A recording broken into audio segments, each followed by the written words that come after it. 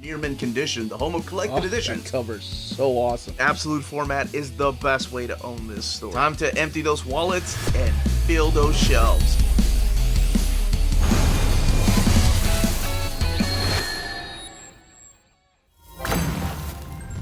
How's it going, all you minties? Uncanny Omar here from Near Mint Condition, the home of collected editions, and it is my absolute pleasure to get to do an advanced look at the Trigun Deluxe Edition hardcover from Dark Horse Comics. So let's go ahead and get started.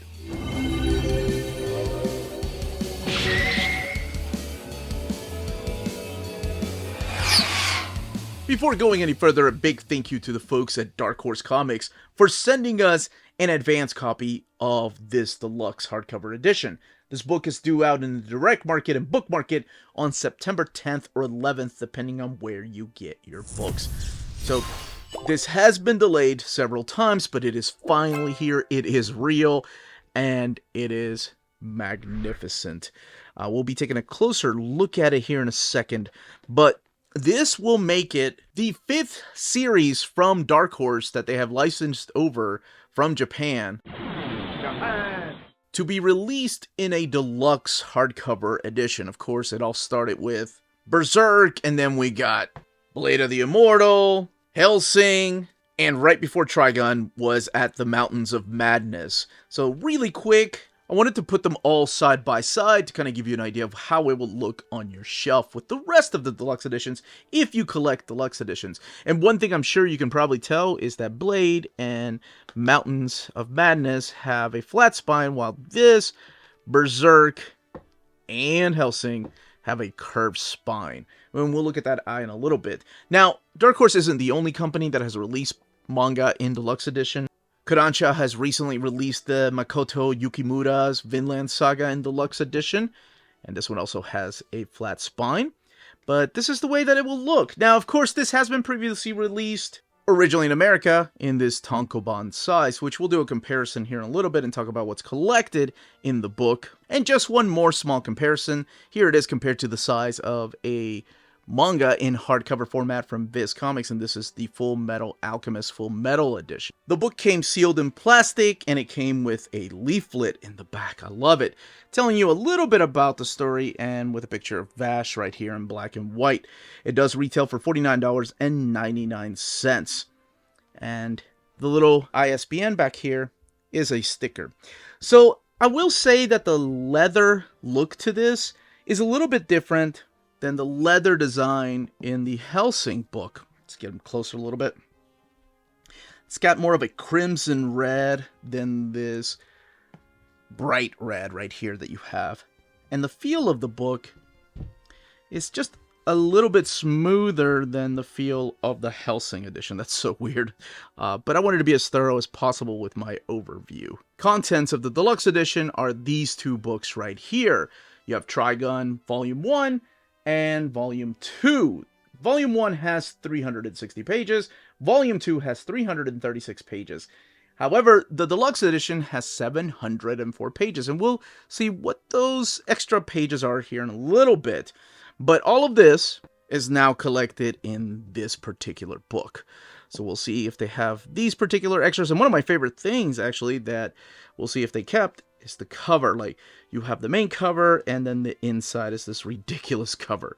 Now, they have announced Trigun Maximum, which is the series that takes place after the events of Trigun. And that is coming out in October. Volume 1 comes out the first week of October, or second week of October, I believe. But this is everything that kicks off Trigun. Now, let's take a closer look at the book here. Let's hit it towards the light. There we go, where you can see one of Vash's guns that's embossed into the leather. Trigun Deluxe Edition and Yasuhiro Nightow. Over here, this is all done in gold foil. So even the Dark Horse logo down there. That is the first time they've done something like that, like gold foil, right? Berserk had that red foil look to it. Alright, that's enough of a comparison and a look externally at the book. Let's go ahead and crack this deluxe edition open, and I'll talk a little bit about the story while showing off this artwork. Alright, let's go ahead and open it up. You have your red end sheets right there. There's your hinges, and there's your title page. Trigun Deluxe Edition, Deep Space Planet Future Gun Action, Yasuhiro Nightow, and then the translations by Justin Burns, and lettering and retouch by Studio Cutie. Here's your table of contents where you're going to find Volume 1 and Volume 2. And then Deep Space Planet Future Gun Action. And here's your big detailed table of contents right here, just for the first volume. So this takes us all the way to the River of Life. And the star date right here. And the third city, July, 11 hours after its destruction. So what does that mean? I'll explain that here in a little bit, but first a little background about this particular manga. This all started in Japan in 1995, and it went all the way until 1996. And it did end up coming back as Trigun Maximum, but that was for another magazine, and that went on for 14 tankobons. So the first 2 tankobons were released from 95 to 96, and then from 97 to 2007, there was Trigun Maximum. Now, if you got into the series because of the 1998 anime, the 26-episode anime, you're probably thinking, wait a second, that came out in 1998. This series was not done. You're right, it wasn't. But aspects of the manga remained in the adaptation of the anime. And you'll see a lot of similarities. Some things are different. A lot of things are different. Some people stick around longer. Some people are killed off earlier. It's things like that that you're going to notice throughout this particular manga. Mainly in Maximum. Now, of course, there was Badlands that just came out. Or no, Badlands was the movie that came out. There was also the, what was it called? The Trigun Stampede. That's what it was called. My wife and I just watched it last year. It's pretty good. Haven't seen the English dub, though. All right, and that's a little bit of a background behind this. So, 14 volumes of Maximum, which is the follow-up to this. It is a continuation of the story. They just decided to call it Maximum because it went over to a new magazine when it was published originally in Japan. And then the first 2 volumes of Trigun are collected here. So, what is the story about? Well, as you found out early here, we have a star date of 7/21/0104. The third city, July, 11 hours after its destruction, and we meet this young man who is being hunted down because there's a bounty on his head. As it turns out, he is Vash the Stampede, and Vash the Stampede is known as the humanoid typhoon, rather, and there is a bounty on his head for $60 billion because of all the destruction that he has caused, mainly destroying a city. I don't want to go into details as to how he destroyed the city because I believe that is something that people should find out for themselves. And immediately one thing you learn about Vash is that he doesn't kill anymore. There are people that are hunting him down with guns, and sometimes big guns and bigger guns and blades and swords, and that's the same thing, isn't it? But he refuses to kill. That's just something about his character. And he keeps mentioning somebody by the name of Rem. And I want people to be genuinely surprised when reading this. So I'm not going to really go into spoilers, just kind of giving you an idea. If you've seen the anime, you know where this is going to go. You know who Rem is, you know what he's after, and you know why he doesn't kill. But there was a promise made, so he refuses to kill. Now, because of this huge destruction that he's caused to the city of July, and because there's a bounty on his head, we have these 2 young ladies that have come in, and both of them play a big part in all of this, and that is Millie Thompson and Meryl Streif. Both of them work for the Bernadelli Insurance Society, and what they claim is that there is no longer a bounty on his head because they just kind of see him as a force of nature, almost like a natural disaster, and their jobs are to just go and follow Vash instead of just like telling everybody that there's no more bounty on his head and keep an eye on him. And both of them have their own little things about them. Both of them are gun-toting type of ladies. They're both very different. Millie is this tall girl that like she carries around this big gun. It's almost like a stun gun, but it's like a giant thing that takes you out. Whereas Meryl, well, I'll just keep her guns a secret. And there is a reason, I promise, why this is called Trigun, but it's not revealed until the ending of this particular hardcover. So, people come after him. Even the townsfolk want money, but they didn't listen to the two ladies that work for the Bernardelli Insurance Society. This is the Nebraska family who also want a bounty, and they come into play later on. So you see that it's like kind of serious. It's got some badass action, and eventually it does have a really serious tone. Like, it goes into some dark territory. As a matter of fact, there are moments in here which I'm going to talk about in a little bit. But first, I need to talk about this next part. So, after leaving this particular city, Vash decides to head on to the city of May. And this is where he ends up running into this guy. This is Brilliant Dynamite's Neon, who's the leader of the Badland Gang. And the Badland Gang are these group of people that are just hijacking trains and just needing people's money.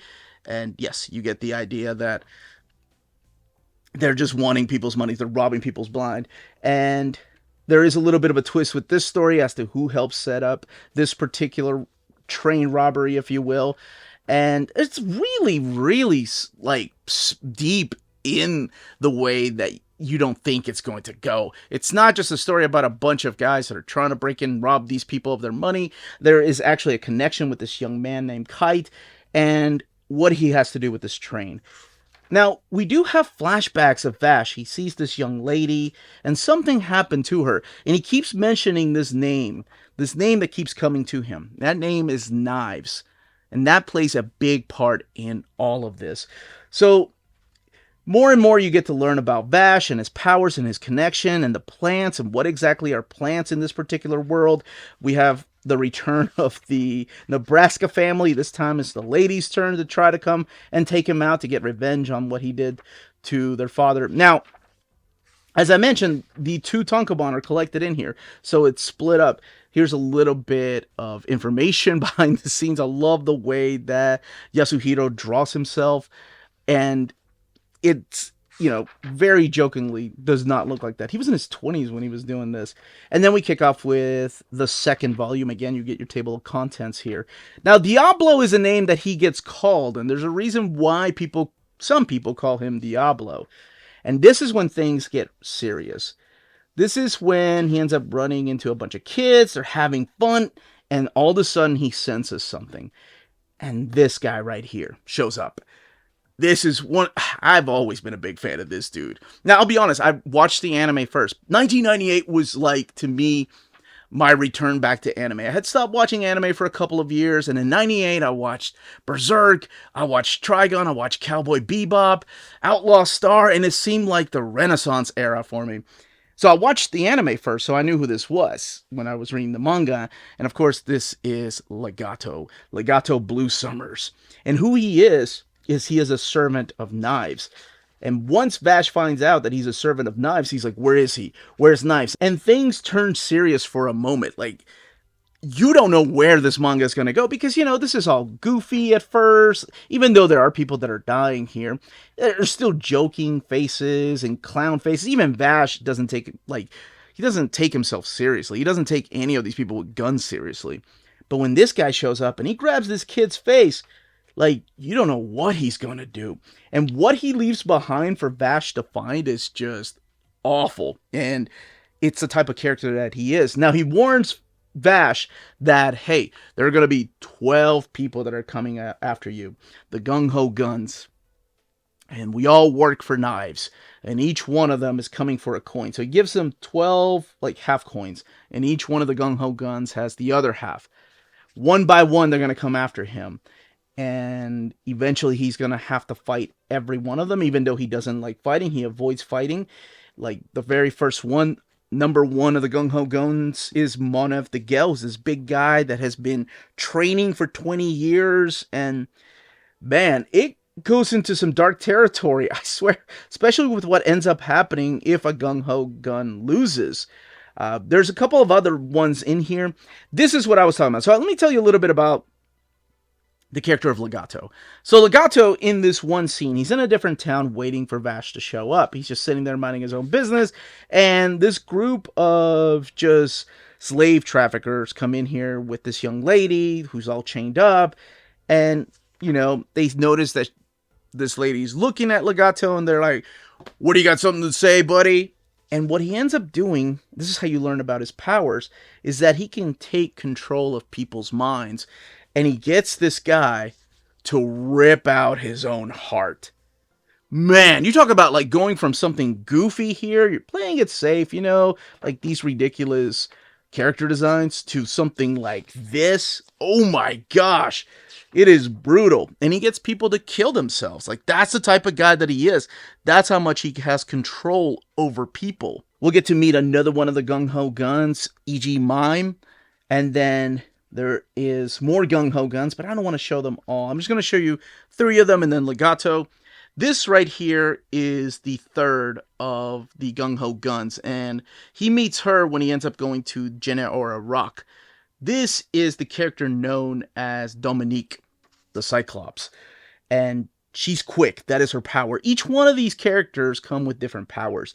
So again, they're all coming after him, while Millie and Meryl are just kind of sitting on the sidelines, but they're also have their own stories that they get focused on. Like, they also have to deal with things going on. And you start to see just maybe a hint of a small relationship happening, or at least a hint of like maybe Meryl crushing on Vash. Does anything ever happen? Well, you just have to keep on reading. And then I have to talk about probably one of my favorite quotes in Trigun. This is straight out of the manga, of course, that was adapted into the anime. But when Vash, Meryl, and Millie are on a bus, they're heading to Augusta. It's another city. The bus stops because they run into this guy that's just sitting there with a cross. And I love this line. That's one well-prepared dead guy. And this is another one of our main characters. This is Wolfwood. That's all you know of him now. He doesn't have any other names. Not that this is a big deal, but his name is Nicholas D. Wolfwood, who is very similar to Vash. He's a superb gunfighter. However, he's a traveling priest. And you see the kind of character that he is. He cares about kids. That's his weakness. Like, you see him split money between the kids. Like, that's how he makes money. And he makes money because of this orphanage. And as the series progresses, the more you learn about Vash's past, and the more you learn about Wolfwood. But more importantly, the more you learn about the history of this planet's civilization, and where they originated from, and what does Vash have to do with it, and what does the character of Knives have to do with it. Now, I can't show you the rest of the book because something huge happens, like, in here. So I will show you the extra stories. These are the bonus tracks. One takes place right before he ends up meeting Meryl and Millie. So he's looking a little bit different there. And the other one was actually adapted into the anime, into the TV episode. And it takes place, like, I think it's like right before, but in the anime it takes place like during, when he gets to know the 2 characters of Meryl and Millie. So both of them are in here. And as a matter of fact, the last story, the bonus story that's collected in here, is the first time you ever hear him say love and peace. Or I guess you get to read him saying love and peace, which becomes kind of his catchphrase in the anime. But it's not until the backup story that you actually get to read it for the first time. I didn't really talk about these characters. I was always a fan of the characters' design from the Badlands gang. Now, as far as the extras in the back, this is when they're printed in this glossy paper stock. So up until this point, it's printed in this thick matte paper stock. When you get to the back, to the extras, even the Welcome to the Future right here, it's another one of Yasuhiro's little backup strips. It's printed in this thick glossy paper. So what you get is the Trigun Omnibus Volume 1 back cover art. So you do get the covers in full color. I love that because I was a little worried. You know, you never know with covers. A Blade of the Immortal will have black and white covers. But you do get them in black and white, and they're textless. I'm sorry, in color. And then you get the internal cover too, that I love the fact that they collected that. And on top of that, you get the back cover and the internal back cover. So that's awesome. It's all in here, printed in thick glossy paper. So gives you an idea just how much bigger it is. And again, textless. And then the internal Actually, this is printed backwards. Yeah, this one here. And then that is this right here. So there you go. Looks a little bit different because, well, this is an older manga right there. And then you get a bio on Yasuhiro Nightow.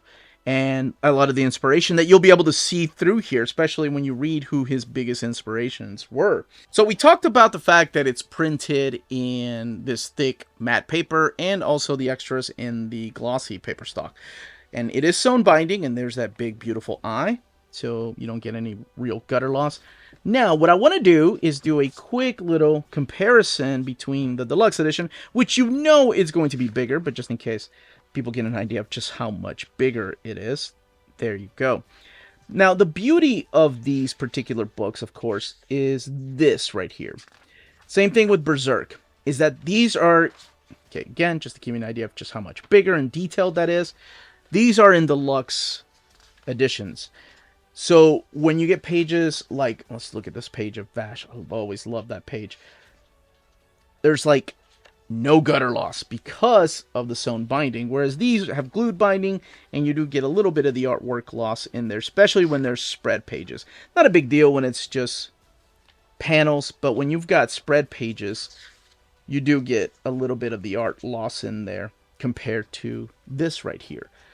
And the scans, they look to be about the same kind of scans that they've used in here.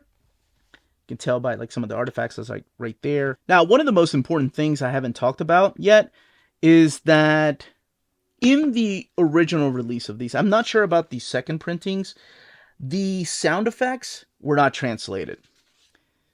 However, in this deluxe edition, the sound effects are translated either inside of the panel or right outside of the panel. So again, not translated sound effects. And I know that doesn't bother people. They're like, I can figure it out. But to me, sound has always been a big important part, especially when you're foreshadowing something important that's about to happen. So if you look in here, the sound effects are translated right there. Whereas here, they're not. And again, the artwork looking bigger. Because, well, it's deluxe edition. And this is also aged paper. Like the paper stock they use here wasn't meant to last that long. It's yellowing. Beautiful art still. And that is something that, man, by the time you get to maximum, like, let me just show you a little bit of the art here. It's a different beast that we're looking at. Like his use of shadows, the contrast, the fights just look insane. And I can't wait for people to see that. So I did want to do a quick little comparison there. And then the other thing is it comes with a bookmark, a ribbon. Yes, I love it. Yellow. I'm sure when people like pre-ordered the book, whenever they saw pictures of this, they saw that the design of the book was actually yellow, but they did decide to change it to red. So it kind of matches like Vash's coat. But that is it. That is all I wanted to say about Trigun Deluxe Edition. So I will be doing a overview of the Maximum as soon as that comes out. But as far as this overview, that's it. That, as they say, is that. If you are interested in purchasing this book when it comes out, don't forget to check out our sponsors. BD Cosmos, the Canadian leader in graphic novels. They have a physical storefront in Montreal, Quebec, and their website, bdcosmos.com, offers 25% off your order of over $99 or more, and free shipping everywhere in Canada for every order of $200 or more. Their shipping care is exceptional. Your books will stay cozy through the rough Canadian weather and arrive to you in near mint condition. After checkout, let them know Near Mint Condition sent you their way, and you'll be added to the monthly $25 gift card raffle. Entries are valid for new and returning customers. Don't be afraid to call or email them. Ask them questions. Their staff is always happy to help guide you towards the right purchase. Visit their website, bdcosmos.com, for more. BD Cosmos, with rewards and raffles taking care of customers in Canada. Eh? CheapGraphicNovels.com, your online home for graphic novels and collected editions up to 50% off cover price. They have excellent shipping and prompt and helpful service. Check out their bargain deals for up to 90% off cover price. And don't forget that CGN also takes pre-orders. That way you don't miss out on the hottest releases. And they are currently running a special promotion for you Minties. If you're a first-time customer, after receiving your order confirmation email, reply back to that email and let them know Near Mint Condition sent you their way. They will then apply a free shipping promotional credit to your next order in the US. Cheap Graphic Novels, your source for the hottest books with the kind of deep discount, quality shipping, and customer service that will keep you coming back for more. And that was the content, the page count, the build, and of course the comparison to the original releases. Let me know in the comments down below if this is one of your favorite manga, if you've never read it and you've been waiting for reprints or something like this to come out, and then of course my favorite question to ask, but what other manga do you want to see released in Deluxe Hardcover Edition? Let me know in those comments down below. Check us out on Patreon and Spreadshop, amazing ways to support the channel. We do leave the links in the description of the video, and that's it everybody. Stay healthy and safe out there. Love and peace.